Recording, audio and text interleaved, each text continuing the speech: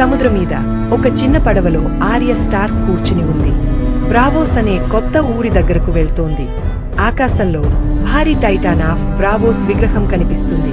పడవలో ఉన్న మనిషి చెప్తాడు, పాతకాలంలో బ్రావోస్ కి శత్రువులు వస్తే ఈ టైటాన్ కళ్లలో నిప్పు కనిపించి సముద్రంలోకి వెళ్లి వాళ్లను చితకొట్టేవాడు. ఆర్య నవ్వుతూ, అది కేవలం రాతి విగ్రహం అంటుంది. పడవ ఒడ్డుకు చేరుతుంది. Arya house of black and white అనే గుడి దగ్గరకు వెళ్తుంది. అక్కడ ఒక వృద్ధుడు తలుపు తెరుస్తాడు, కాని ఆమెను లోపలికి రానివ్వడు.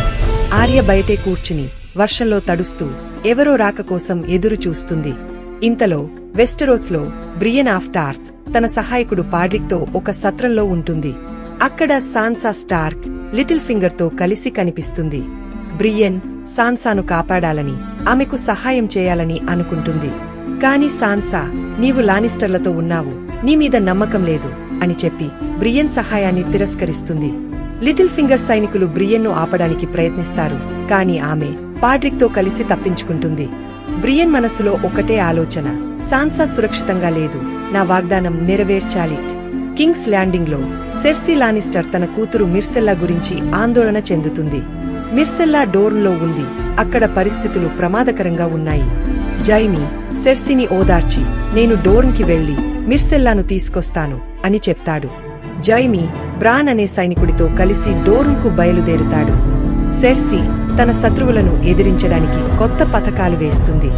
వాల్లో జాన్ స్నో స్టానిస్ బరాథియాన్తో మాట్లాడుతాడు.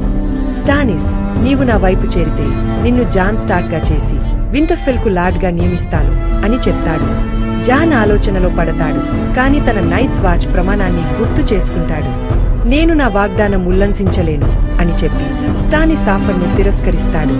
అదే సమయంలో నైట్స్ వాచ్ సైనికులు కొత్త లార్డ్ కమాండర్ను ఎన్నుకోవడానికి సమావేశమవుతారు. సామ్ జాన్ కు మద్దతుగా మాట్లాడుతాడు.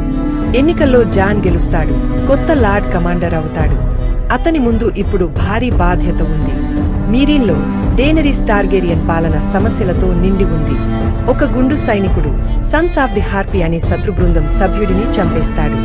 డేనరీస్ ఆ సైనికుడిని శిక్షించమని ఆదేశిస్తుంది, కాని అది ప్రజల్లో అసంతృప్తిని తెస్తుంది.